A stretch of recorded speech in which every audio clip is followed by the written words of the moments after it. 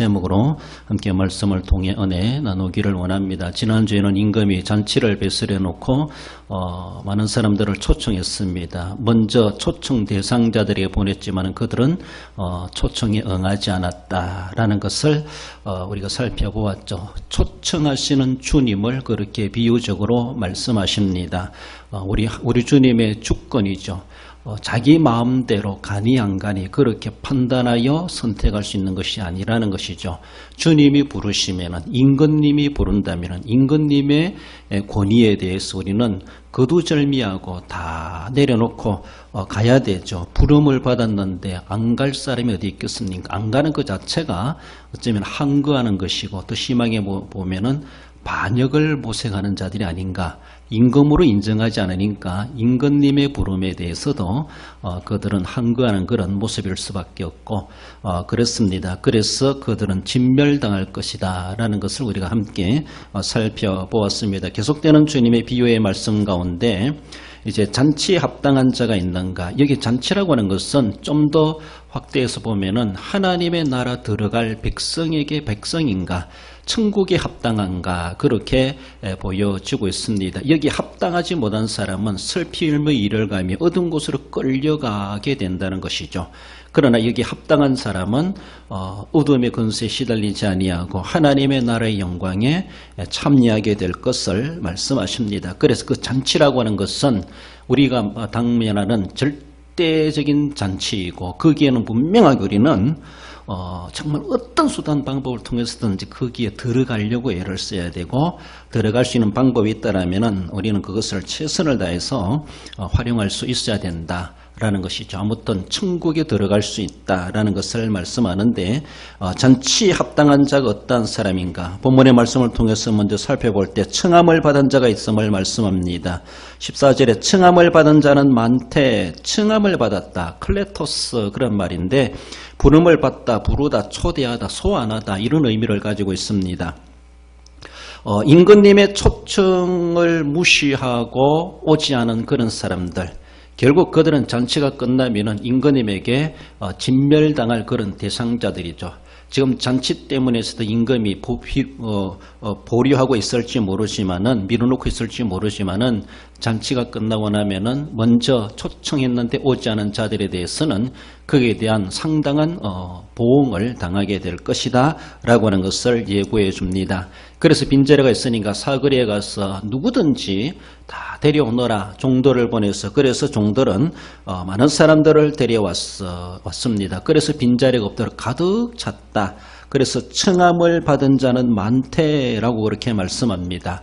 가득 메워졌죠. 그렇습니다. 많은 사람들이 청함을 받았다라는 것입니다. 여러분들, 지금도 우리 주님은 우리를 부르십니다. 그 청하시는, 우리를 부르시는, 초청하시는 그 초청에 지금도 그 문은 개방되어 있습니다. 어느 누구든지 오너라, 누구든지 오너라. 그래서 사거리 아는 사람이든 남녀노소, 신분, 지위, 고하를 막론하고 종도를 보내서 누구든지 데려오너라 라고 했던 것처럼 어떤 조건이 없습니다. 어떤 자격 기준이 없습니다. 누구든지 오도 된다. 즉 사람이라면 누구든지 와도 된다라는 것으로 청하는 주님이 청하실 그 문은 지금도 활짝 열려져 있다는 것을 말씀하십니다. 그래서 문 열려 있을 때 들어갈 수 있어야 되죠. 오라 할 때 갈 줄 알아야 되죠. 그렇지 않습니까? 문 닫아놓고 문 닫히면은 더 이상 문은 열려지지 않고 열어주지도 않습니다.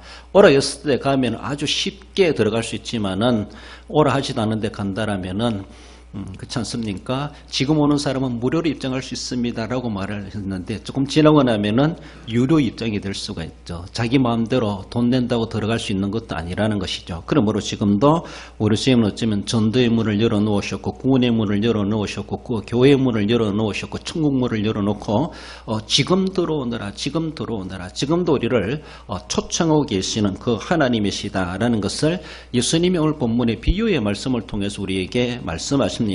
아무튼 그러나 저러나 많은 사람들이 그 문을 향하여 들어오게 되었다라는 것을 말씀하죠.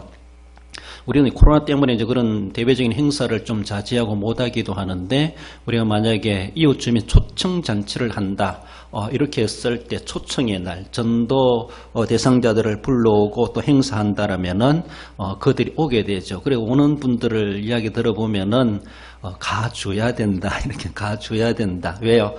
그동안 여러 가지 관계가 있었고 도움받은 것이 있었고, 한마디로 이것도 품앗이라는 것이죠. 그들이 우리에게 그렇게 해줬으니까 우리도 가서 인사차라도 가야 된다. 그 관계 때문에서도 가야 된다. 그쵸? 하나의 예의상 가줘야 된다. 의리상 가줘야 된다. 그런 마음으로라도 오신다는 것이 얼마나 귀합니까? 그렇지 않습니까? 우리가 볼 때는 우리가 그렇게 호의를 베푼음에도 불구하고 우리가 필요로 할 때는 전혀 그런 관계 아닌 것처럼 쉬운 말로 싹 얼굴 돌려버리고 드는 채 많지 하고, 우리가 좀 가주는 것도 할 줄 알아야 되는데 가주는 것도 할 줄 모르고 안 하는 그런 사람들 보면은 얼마나 냉정한가, 그렇게 볼 수가 있습니다. 그동안 우리가 찾아갈 때는 그래 반가이 맞아주는 것 같고 그렇게 했는데도 불구하고 우리가 그들을 초청하려고 좀 오시라고 했을 때는 전혀 반응을 보이지 않을 때 참 우리도 힘이 빠질 수밖에 없습니다. 그래서 인간적으로 바라볼 때 와주시는 것만으로도 고맙다. 믿고 안 믿고는 두 번째 치고 일단 행사한다고 하니까 그래도 참여하는 데 의미가 있다라고 생각해 볼 때, 그래도 초청의 날 했는데 그 사람들이 많은 사람들이 왔다는 것이 그래서 행사 성공적이다, 겉으로 볼 땐 그렇게 보여지기도 하죠. 그렇지 않습니까? 막 자리가 없다, 빈자리가 없다, 막 앉을 자리가 없다, 이 정도 된다라면은 그래도 그 행사 정말 해볼 만하다, 그렇게 말할 수가 있습니다. 일단은 청함을 받은 사람들은 많아져야 되죠. 어떤 초청의 날을 행사한다라면은 많이 올 수 있어야 됩니다. 자리가 만약 텅텅 비었다라면은 행사를 진행하는 사람들도 시작부터 이미 기운이 빠질 수밖에 없을 겁니다. 아무튼 거기에 어떤 사람들이 어떤 성격의 사람이든지 간에 많이 와주신 것만으로도 우리는 고마워할 수밖에 없고 감사할 수밖에 없죠. 많이 오심으로 인해서 정말 재정이 더 많이 쓰여진다 할지라도 아무튼 많이 올 수 있다고 하는 것, 우리가 뒤바꿔서 생각해 볼 때 어쩌면은 관공서의 행사라든가 시의 행사라든가 또 어쩌면은 동네 행사라고 했을 때 우리도 가줘야 됩니다. 할 수 있으면 가주세요. 별로 관계가 없었다 할지라도, 나를 그리 직접 오라고 초청장을 안 보냈다 할지라도 가주는 것이 그들이 좋아한다라면은 우리는 그런데도 같이 협조할 필요가 있습니다. 가줘야 됩니다. 그렇게 했을 때 또 교회에서 무슨 행사한다라고 하면은 나중에 그럼 경찰서들이 와서 교통정리도 해주고, 요새 보면은 면직원들이 와가지고, 방역하는데 도움도 주고, 막 이렇게 하지 않습니까? 서로가, 상부상조하는 것이죠. 그래서 할 수 있으면, 지역 행사라든가, 시 행사라든가 할 때, 우리 교회 차가 동원된다든지, 우리가 가서 뭔가 봉사할 수 있는 일이 있었다든가, 그런 것도 할 수도 있습니다. 알게 모르게 그것도 하나의 홍보 차원이 될 수도 있고, 믿는 자가 덕을 세우고 섬기는 그런 모습이기도 하고, 또 그것이 하나의 전도의 하나의 좋은 효과도 될 수도 있다라는 겁니다. 좋은 관계 맺는 것은 결코 나쁜 것은 아닙니다. 죄를 지어가며 좋은 관계 맺으라는 것은 결코 아닙니다. 우리의 신앙의 절대 진리를 지켜가는 가운데 하나님의 영광을 훼손되지 않는 가운데 우리는 그들과의 늘 가까운 관계 사이로 지날 필요가 있고, 서로가 도울 수 있으면은 우리의 몸으로든 시간으로든 물질로든 교회가 협력하고 돕는 것은 바람직한 모습입니다. 그렇게 했을 때 그들도 우리에게 일들에 대해서 협조하게 됩니다. 협조하게 되죠. 아무튼 많은 사람들이 모여야 되는 것은 상당히 필요하다라는 겁니다. 찬송가 529장 이런 가사가 있죠. 듣는 사람마다 복음 전하여 복스러운 소리 두루 퍼지네. 모든 사람에게 전할 소식은 어느 누구나 오라. 어느 누구나 주께 나오라. 어서 와서 주의 말씀 들어라. 하늘아버지가 오라 하시니 어느 누구나 오라. 어느 누구나 오라 라는 것이죠. 그런데 우리는 스스로 이 찬송을 아주 자신 있게 부르면서도 너는 오지 마라 이렇게 부르는 대상이 있지 않습니까? 너는 나하고 별로 안 친하니까 오지 마라. 전도 대상 차원에서 이미 우리는 제외시키는 사람은 있지 아니한가. 듣는 사람마다 복음 전하여 귀 있는 자는 들을지어다. 그들이 듣든지 아니 듣든지 우리는 복음을 전해야 되고 그들이 오든지 안 오든지 우리는 가서 일단은 초청해야 됩니다. 데려오려고 애를 써야 되고 올 수 있도록 여건을 맞춰주고 정말로 하루 일당을 주더라도 사서라도 데리고 올 수 있으면 와야 되죠. 그 정도도 우리는 쓸 수 있어야 되죠. 전도비를 투자할 수 있어야 되죠. 와서 주의 말씀 들어라. 주님 한번 말씀 들어보라는 것입니다. 주님 만나시라는 겁니다. 하늘아버지가 오라 하신다. 그러니까 어느 누구나 오라. 하늘아버지께서 어느 누구나 오라고 하는데 우리 스스로는 자꾸 제한을 두고 있지 아니한가. 그것을 자꾸 문턱을 높여놓고 있는 건 아닌가. 남녀노소 신분지 고하를 막론하고 누구든지 간에 길거리 가서 다 데려오너라라고 했던 것처럼 우리는 내 개인적 관계와 감정과 사정과 상관없이 하늘아버지가 오라 하시는데 내가 뭐라고 그것을 순종하지 못할 이유가 있습니까? 안 된다라고 말할 수 있습니까? 그렇습니다. 하늘아버지의 잔치가 하늘아버지께서 배설한 잔치 하늘아버지께서 오라 하시는데 내가 뭐라고 그것을 거역할 수 있겠습니까? 그렇습니다. 마태복음 13장 47절에 보면 또 천국은 마치 바다에 치고 각종 물고기를 모으는 그물과 같으니 그물에 가득하매 그렇습니다. 일단은 그물을 쳐놓고 그물로 고기를 잡지 않습니까? 그물을 물고기를 몹니다. 그래서 많은 물고기들이 각종 물고기들이 그물 안에 들어온다는 겁니다. 일단은 들어와야 됩니다. 들어와야 잡히는 겁니다. 들어와야 들어갈 수 있는 겁니다. 들어와야 구원받을 수 있는 겁니다. 그래서 천국 입성의 첫 단계는 초청에 응하는 것이다. 이렇게 말할 수 있어요. 여기에 일단은 들어와야 되지. 여기도 안 들어오면은 그것은 이미 천국에서 이미 멀어진 사람들이다라고도 말할 수가 있습니다. 그러므로 예수님의 비유의 말씀으로 바라보니 일단은 그물 속에 들어와야지. 그리고 그 다음에는 좋은 곡인가 나쁜 곡인가 구분한다 이렇게 말씀하시는 것처럼 그것은 또 주님께서 하실 일이지만 우리는 주님의 종된 자들로서 사거리 가서 다 데려오노라 했으면 우리는 누구든지 오라 부를 수 있고 이 거물은 바다를 끌고 나갈 때 어떤 고기든지 우리가 원치 않든 원하던 그런 고기들은 많이 잡힐 겁니다. 거기에서 썰모있는 고기를 골라내는 것은 주님이 하실 일이지만 우리는 아무튼 다 잡아야 되고 데려와야 되는 그 책임이 주님의 종된 자들이다라는 것을 말씀합니다.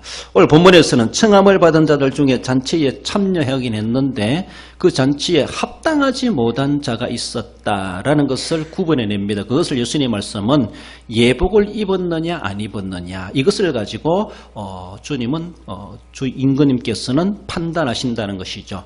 임금님께서 와보니까 많은 사람들이 들어온 것에 얼마나 기뻤는지 모릅니다. 그러나 그 중에 예복을 입지 않은 사람들이 있었다라고 하는 것을 말씀하죠. 그렇습니다. 어쩌면 들어오는 사람마다 거기에 걸맞는 가운을 하나씩 다 입히지 않았겠는가? 그렇지 않습니까? 어떤 요새는요 건물에 들어가면요 열 체크했는가 기록했는가 그래서 그러면은 여기다가 뭘 딱 붙여줍니다. 붙여줘요. 그래서 이거 붙여놨으면은 들어갔다 나갔다 할 때 다시 열 체크 안 해도 돼요. 왜 한번 했다라는 표시입니다. 그런 하나의 표시인데 요거 붙어 있어야 돼요. 요거 조금 붙여는 떨어졌다. 그러면 이 증명이 될 수가 없어가지고 다시 열 체크해야 되는 그런 모습이 되는 오늘날에 그런 모습도 있는데 이 잔치에 들어갈 때에 아마 임금님께서는 다 그 잔치에 걸맞는 가운을 입히도록 예복을 입히도록 하셨다라는 것을 이미 전제되고 있습니다. 그런데 어떤 사람은 그 예복을 입지 않고 들어왔다는 것이죠. 그 자리에 앉아 있다는 것, 들어왔다는 것입니다. 그렇습니다. 어쩌면은 그것은 이 잔치 성격에 따라서 필요로 하는 것에는 그 절차와 원리가 임금님이 정해 놓으셨는데 그 원리를 거부하는 것이죠. 그 절차를 거부하는 겁니다. 나는 그 절차라도 안 하고 싶습니다. 나는 그 원리를 안 따르고 싶습니다. 나는 내 식대로 하겠습니다. 내 방식대로 하겠습니다. 내 뜻대로 하겠습니다. 내 방법대로 하겠습니다. 이것입니다.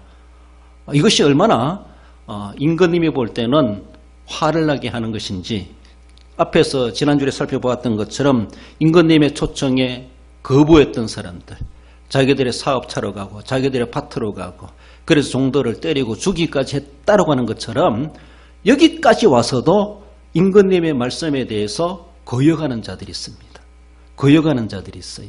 그러니까 그 원리를 자기들은 거추장스럽게 생각하고 안 맞다고 생각하고 자기는 그렇게 할 수 없다고 생각하고 자기 고집을 부리는 거죠. 자기 방식대로 뭔가 하려고 하는 것이죠.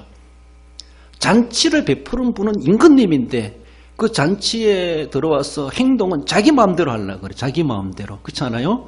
거기 왔으면 그게 예법을 따라서 따라가야 되는데 거기까지 와서도 자기 고집 부리고 자기 방식 주장하고 자기 종교를 내세우고 자기 티를 내는 겁니다.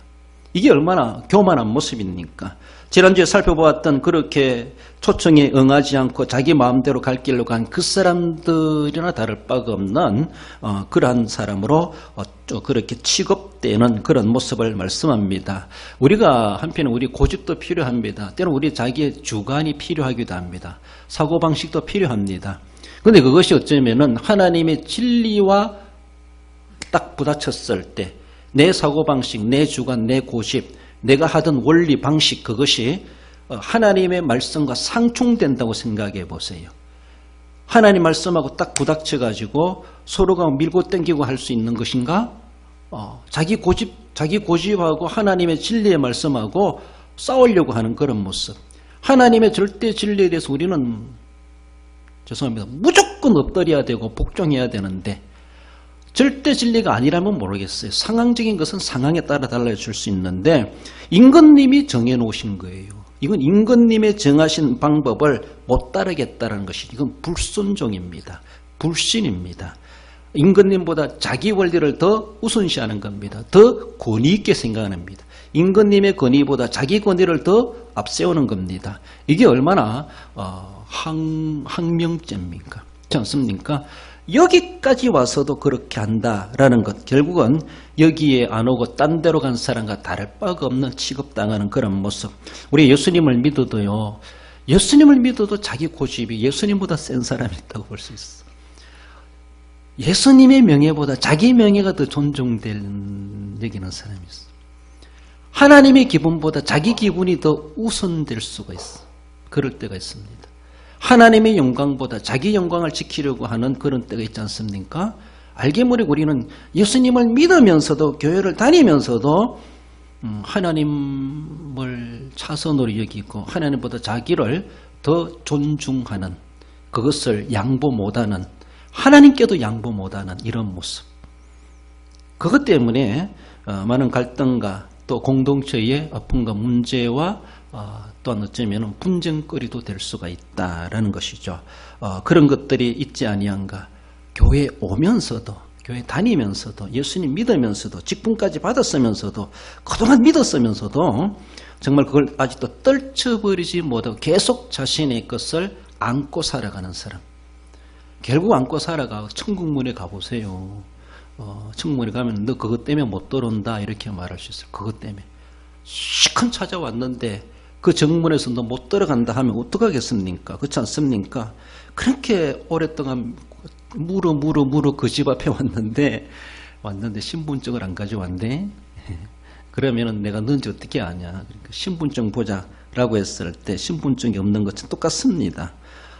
그렇습니다. 자기 고집만, 자기 방식만, 자기 감정만, 자기 우월의식만 가지고 살아왔다가는 세상에서는 우리가 기죽지 않기 위해서 그렇게 할지 모르지만 하나님 앞에는 오늘 본문에서 겸손해야 돼. 하나님 앞에는 차 내려놓아야 됩니다. 십자가 밑에 다 매장시켜버려야 됩니다. 그게 아직도 살아있어가지고 어쩌면은 예복을 거절하는 자, 예복 안 입고도 자기는 당당하게 거기에 앉아있는 것처럼 참석하려고 하는 것처럼 자기 교만이죠. 오직 예수님만 믿어야 된다고 하는데도 뭐 예수님만 믿어야 되나? 예수님도 믿고 이것도 믿으면 되지. 자기 종교가 아니라 그래도 천국 가고 싶어하는 거예요. 갈 수 있습니까? 극단적인 모습에서 못 간다는 겁니다. 그렇게 믿어온 사람 결국은 그것은 나중에 가면은 오늘 본문의 13절에 보면은 임금이 사원들에게 말하되 그 손발을 묶고 바깥 어두운 데에 내던지라 거기서 슬피 울며 이를 갈게 되리라 하니라. 그것까지 왔음에도 불구하고 결국은 쫓겨나는데 얼마나 처참하게 쫓겨나는지 지난주에 오지 않은 그런 사람들 그 이상으로 똑같이 처분되는 것을 볼 수가 있죠. 가라지처럼 처분된다는 거. 알곡이 아니라 가라지처럼. 마태복음 13장 40절에 풀무불에 던져 넣으리니 거기서 울며 이를 갈게 되리라. 이거와 뭐 다를 바가 있습니까? 한 달러터 받은 종, 땅에 묻어두고 아무것도 남기지 못한 종처럼 처분된다 그러죠. 마태복음 25장 30절에 이 무익한 종을 바깥 어두운 데로 내쫓아라. 거기서 슬피 울며 이를 갈리라 하니라. 주님의 종된 자로 이미 선택되어지고 사명까지 받았음에도 불구하고 제대로 감당하지 못하여서 도리어 주인의 재산을 축내는 거나 다를 바가 없는 그런 무익한 종과도 같이 취급을 당한다라는 겁니다. 그렇게 교회 생활하고 오래 믿었음에도 불구하고 내가 내 것을 지키려고 하다가 결국 주님의 진리마저도 무시해버리고 살아가다가는 결국은 믿고 나서도 이렇게 내쫓김을 받을 수가 있는 자들이 있다라는 것을 우리에게 또한 예고하고 경고해 주고 있습니다. 일단은 청함을 받았다는, 내가 지금도 하나님의 전에 그리고 내가 예수님을 믿는 사람으로 내가 지금도 청함을 받아 살아가고 있음이 참 감사하고, 우리는 늘 우리 주님 입혀주시는 예수 그리스도로 옷 입어야 됩니다. 다른 거 다 헐럴 벌어버리고 예수님 한 분으로 만족할 수 있는 그런 우리의 모습이 진짜 잔치에 참여할 자이라고 하는 것을 말씀합니다. 나아가서는 택함을 입은 자가 있음을 말씀합니다. 14절 하반절에 택함을 입은 자는 적으니라. 택함을 입었다고 하는 것은 정선되었다, 선택되었다 이런 말입니다. 청함을 받은 사람들 중에서 택함을 입은 자가 있다라는 것을 제한적으로 말해볼 수가 있습니다. 그렇습니다. 그래도 여기에 들어온 사람들은 그래도 그 중에서 다 청함을 받았을 뿐만 아니라 택함을 입은 자도 있다. 그러나 주님이 안타까운 말씀은 청함을 받은 자는 많지만 택함을 입은 자는 적으니라. 진실되게 믿는 사람은 적다 이렇게 볼 수가 있죠. 그렇지 않습니까? 우리가 믿어도 제대로 믿어야 되죠. 자기 방식대로 믿었다가는 도리어 청함을 받은 것으로 끝나버리고 택함까지 가지 못하는, 그 은혜를 입지 못하는 거나 다를 바가 없는 그런 모습을 보여주고 있습니다. 하나님이 원리가 아닌 자기 원리만을 계속 고집하면서 그래서 그것으로만 만족하고 그 정도까지만 신앙생활 하려고 하는 그런 모습, 결국 그것은 임금님을 향한, 하나님을 향한 불신이요, 어쩌면은 반항이요, 자기 교만이다라고 말할 수 있습니다. 하나님의 뜻을 따르는 자들은 택함을 입은 자로 그렇게 말씀해주고, 하나님의 뜻을 따르지 않는 자들을 택함을 입지 못한 자들로 본문에서는 그렇게 의미를 명명해주고 있습니다. 그렇습니다. 내가 그렇게 택함을 입었기 때문에 하나님의 뜻을 따를 수 있다고 하는 것을 우리는 생각해 봐야 됩니다. 따르니까 내가 택해졌구나 이런 것이라기보다는 하나님이 정말로 택함을 입은 자로, 잔치에 합당한 자로 택함을 입은 사람들은 정말 하나님의 원리를 따르지 않을 수가 없다는 것이죠. 이것이 본성입니다. 그렇잖아요. 우리가 가축을 길러보면서도, 아니 우리 아기를 낳고 길러보면서 그렇지 않습니까? 그렇잖아요. 어느 집에 강아지가 새끼를 낳았는데 강아지가 눈도 뜨지 않았다는 거예요. 눈도 안 떴는데 꾸물꾸물 하다가 엄마 젖을 찾아 빨더라는 거예요. 엄마 젖을 본 적도 없습니다. 한 번도. 아이도 세상에 나와서 눈도 안 뜨고 있어요. 그래도 본능적으로 엄마 젖을 찾아가요. 그것을 또 물고 빨아야 나오는 것도 알아. 어떻게 배웠겠습니까? 하나님께서 이미 창조의 원리로 그들의 본성에 이미 그렇게 다 심어주고 있지요.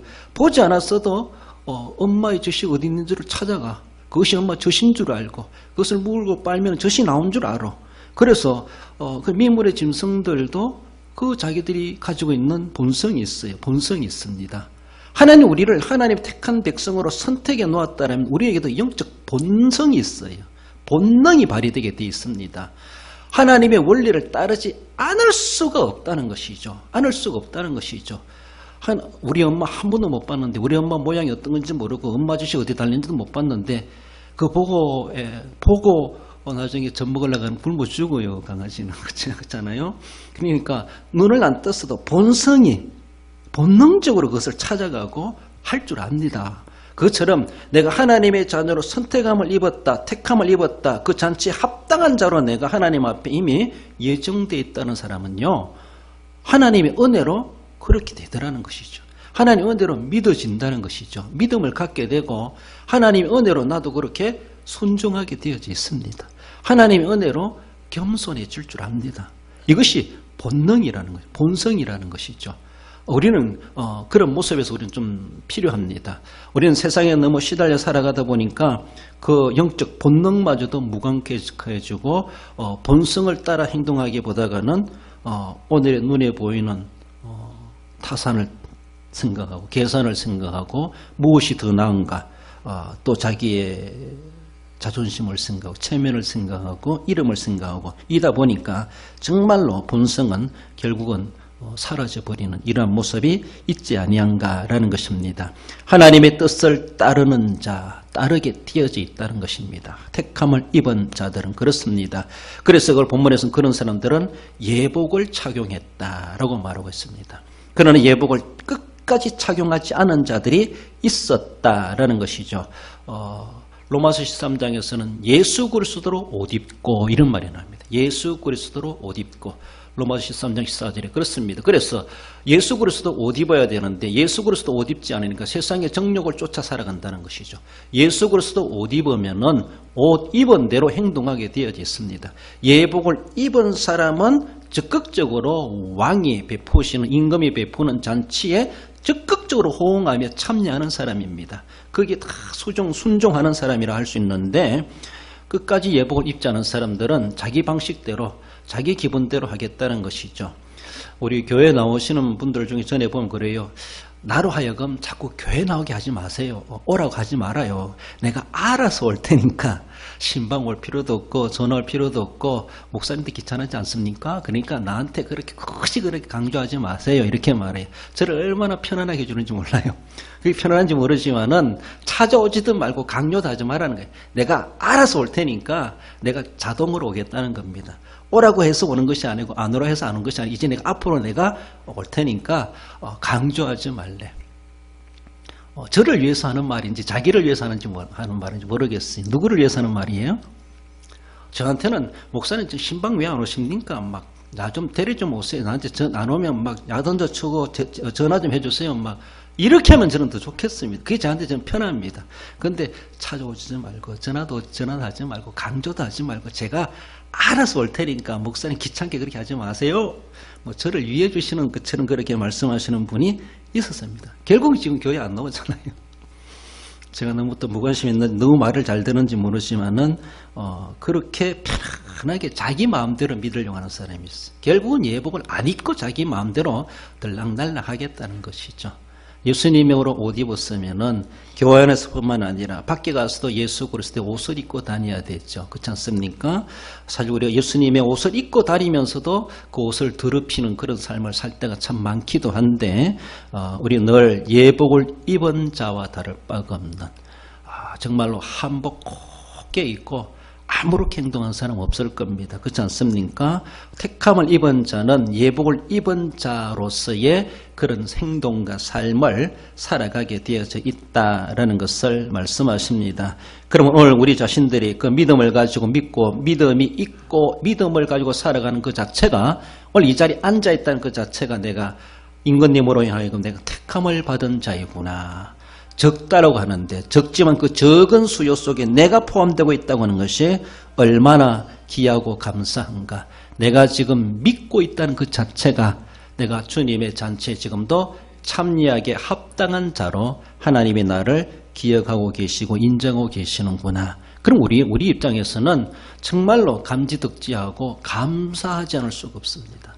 나 같은 것이라도 길거리에 떠도는 자인데 나 같은 것이라도 오라 하셔가지고 귀한 자리에 참여케 하시고 내쫓지 아니하시고 하나님의 나라까지 소망케 하심에 대해서 얼마나 감사한가. 그렇게 되도록 하기 위해서 이미 예수 그리스도께서 우리가 알게 모르게 모든 원리를 다 해놓으셨죠. 그러니까 그 예복을 입어라. 그 예복을 입는다는 것은 오직 예수 그리스도만을 의지해라. 예수 그리스도의 중보의 은혜를 우리에게 입혀주십니다. 그러므로 예수님을 믿음으로 말미암아 그 옷을 입은 것이 되고 그 옷을 입은 사람은 잘생겼든 못생겼든 어느 누구든 주님께서는 귀하게 여기시고 택한 자로 여기셔서 하나님의 나라의 잔치에 합당한 자로 인정해 주신다라는 겁니다. 우리가 우리 하나님 앞에 그런 은혜 입은 자로서 우리가 할 수 있는 고백이 무엇입니까?